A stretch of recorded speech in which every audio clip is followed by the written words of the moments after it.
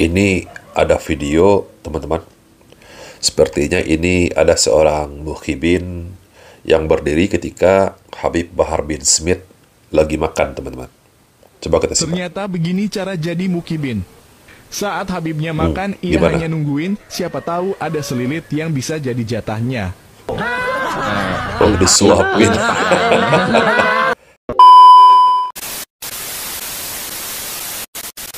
Bismillahirrahmanirrahim. Assalamualaikum warahmatullahi wabarakatuh. Teman-teman, seperti yang kita saksikan di awal video tadi, itu adalah salah satu contoh berhasilnya doktrin mereka selama ini kepada umat Islam yang ada di Indonesia.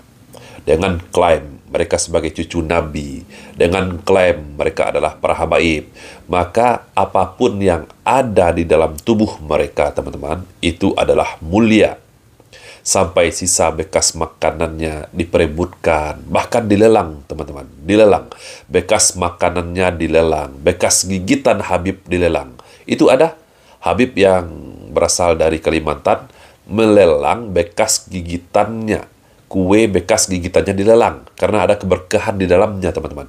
Wadai nyaman berapa? Hah? 200? Jolong! Wow, laku 200.000. Pakai besek! Ya, jadi roti bekas sepotong itu ya. Roti bekas gigitan itu laku 200.000 loh. Pakai kresek! Bungkus pakai kreseknya. Dan bukan hanya kue, rokok bekas Habib juga dilelang. Nah! Apa itu? Sampurna mel! Sampurna Mil, rokok Habibnya, sahabatku semua. Nah! Allahumma sholli ala Muhammad, rokok bekas Habib berapa? Rokok bekas Habib berapa? Subhanallah. Rokok bekas Habib berapa? 5 berapa? Rokoknya? 500 rokok Habibnya saja, teman-teman. Rokok bekas beliau laku dilelang 500.000 rupiah. Subhanallah. Itu kan parah, teman-teman. Itu kan parah. Seperti yang juga pernah dilakukan oleh Bahar bin Smith.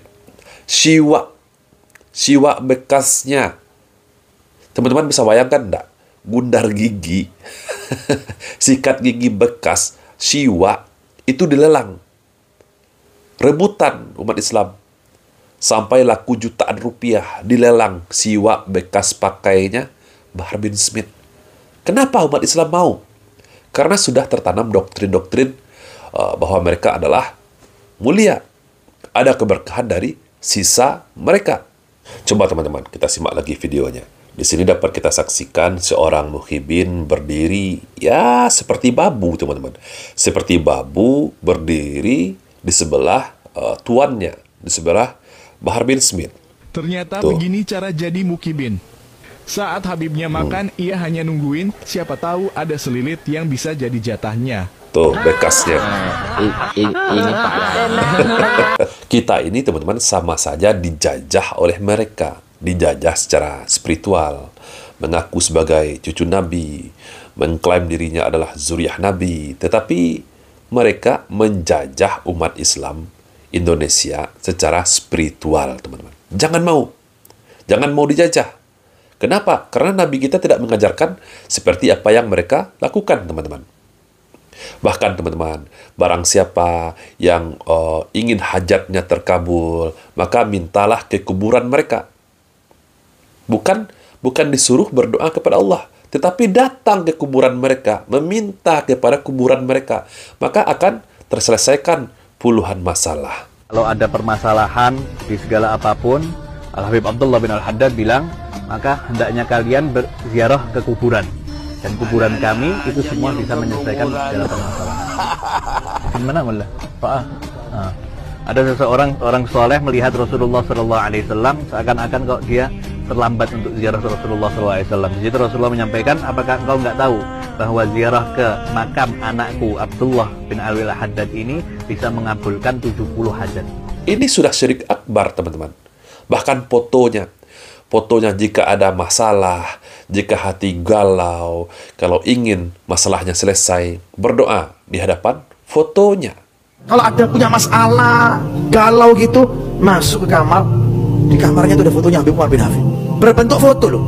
Dia itu ngomong, ya Habib Umar, aku ini masalah ya, ini segala macam, semut kabeh, wis utang katang ini segala macam, semut kabeh. Apa Habib? Ngomong Habib. Bicara sama siapa? Foto. Selesai bicara, keluar dapat solusi. Dapat apa? Jalan keluar. Allah itu kalau mau menurunkan musibah dan bala harus izin dulu kepada Habib ini bin ini bin ini bin ini. Kalau Habib ini bin ini bin ini mengizinkan, maka Allah akan menurunkan musibah. Tapi kalau Habib ini bin ini tidak mengizinkan, Allah tidak akan menurunkan musibah. Jadi musibah dari mulai zaman dahulu sampai dina kiamat berdasarkan izin dan rekomendasinya Habib ini bin ini bin ini.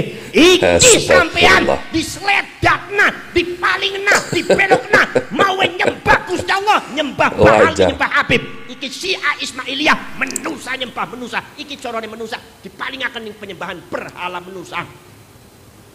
Betul sekali apa yang disampaikan oleh Gus Abbas, teman-teman. Kita kalau bicara itu, teman-teman, ada data, teman-teman. Ada jejak digital mereka, teman-teman. Banyak jejak digital mereka. Seorang Habib menyatakan, Allah jika ingin menurunkan bala, jika ingin menurunkan musibah ke muka bumi ini, harus di-ACC dulu oleh wali kutub. Dan Allah setiap mau menurunkan bala, itu pasti ngomong dulu sama kutub. Habib. Wali kutub dari kalangan mereka. Kalau wali kutubnya, kalau Habibnya tidak mengizinkan, maka bala tidak diturunkan oleh Allah. Tapi kalau sudah di ACC, maka barulah Allah menurunkan bala atau musibah di suatu daerah.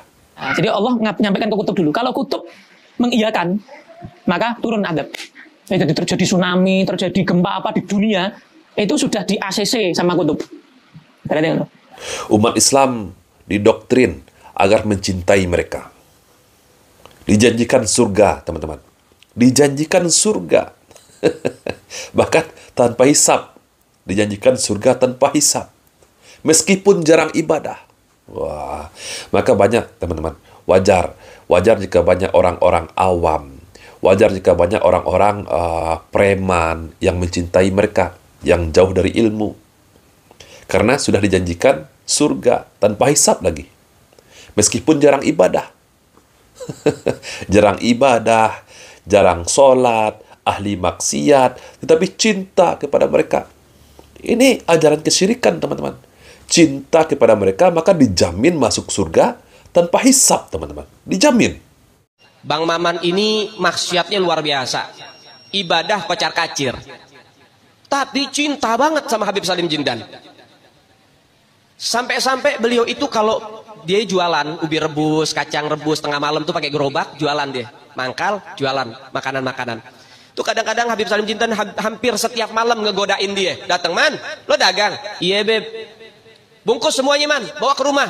"Iya, Beb." Dibungkus semuanya, nggak komplain. Kadang orang zaman sekarang ada bilang penglaris. Jadi kalau habis buka belum ada yang beli, Pak Mali mau ngasih-ngasih gratis. Katanya kena sial. Itu mitos. Lihat didikan Habib Salim Jindan. "Man, baru buka lo, Man." "Iya, Beb." "Bungkus semua, bawa ke rumah." Bukan hanya dibungkus, dianterin ke rumah Habib Salim Jindan. Itu hampir setiap malam. Jadi baru buka, nggak jadi buka, tutup lagi. Orang habis diborong sama Habib Salim, diminta. Itu hampir setiap malam. Hingga akhirnya apa yang terjadi? Gak lama Maman meninggal. Habib Salim Jindan dikabarin sama muridnya, "Beb, Maman meninggal." "Innalillahi." "Sianto, orang baik," kata Habib Salim. "Sekarang lagi diapain jenazahnya?" "Lagi pengen dibungkus, Beb." "Ya udah, nanti kalau pengen dibungkus mukanya jangan ditutup dulu. Tungguin gue datang." Ini bahasa Betawi nih. Datang Habib Salim Jindan. Ngelihat tuh jenazah tuh, pengen dibungkus, pengen ditutup kain kafannya. Beliau ambil kertas kecil, kotak. Kertas kotak kecil, beliau tulis. Ada yang ditulis sama beliau, ditaruh di bawah kepalanya si jenazah. Deh, tutup. Sebelum ditutup, habis beliau tulis, ditaruh tuh kertas, beliau bilang, "Man, gue tahu lo ibadahnya berantakan, tapi lo cinta sama dzurriyyat Nabi Muhammad, ikhlas dari dalam hati.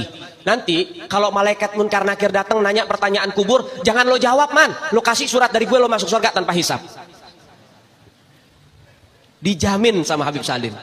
Jadi kita ini, teman-teman, bukan benci kepada mereka, bukan. Tetapi teman-teman, kita benci kepada ajaran mereka.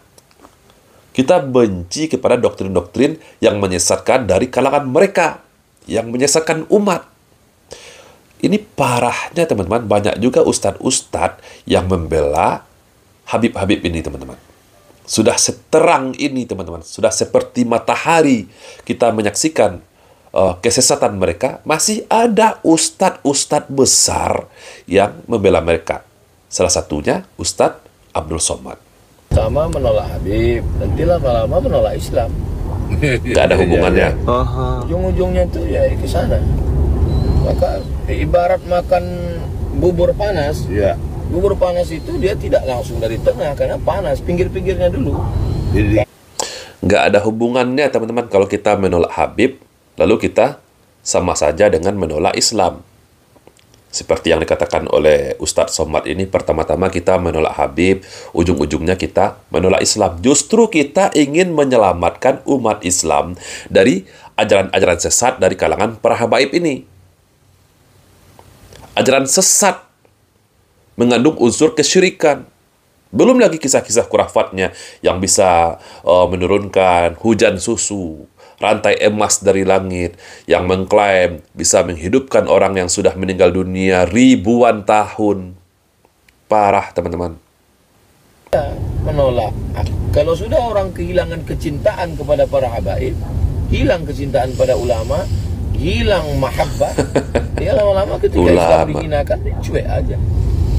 Hati-hati, ini sedang menggerogoti kita. Maka kita tetap mencintai para habaib, zuriat Rasulullah SAW, mencintai para kiai, para tuan-tuan guru, para ulama. Itulah yang kita tanamkan kepada anak-anak kita.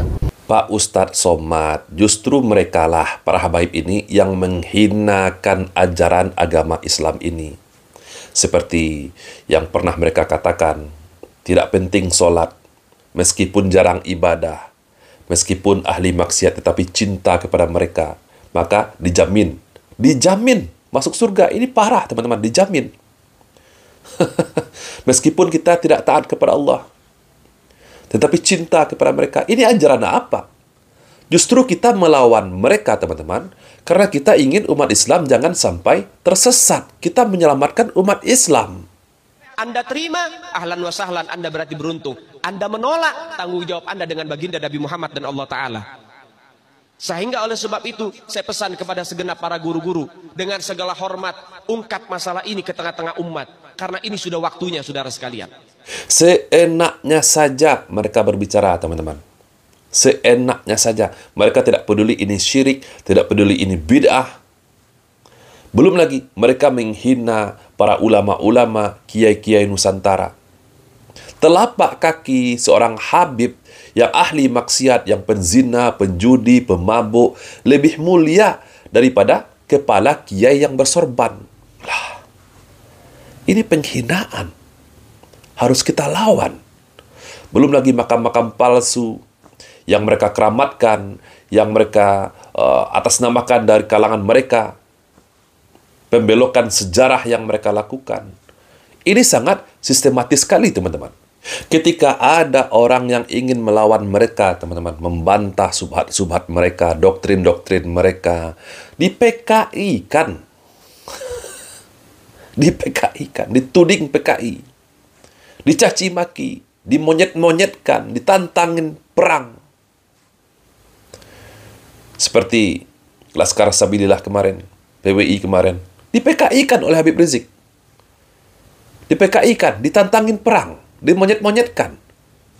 Inikah contoh seorang yang mengaku sebagai zuriat Nabi? Pantaskah perilaku ini mereka nisbatkan kepada keturunan Nabi? Justru ini mereka menghina keturunan Nabi yang sebetulnya. Keturunan Nabi yang sebenarnya.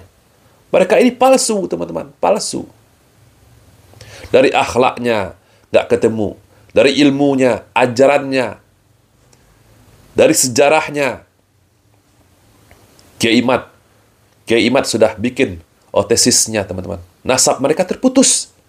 Terputus nasab mereka. Ketika dites DNA, di tes DNA haplogrup mereka G. DNA mereka terputus. Jangankan DNA-nya Nabi Muhammad SAW, DNA orang Arab pun mereka enggak. Loh, gimana ceritanya?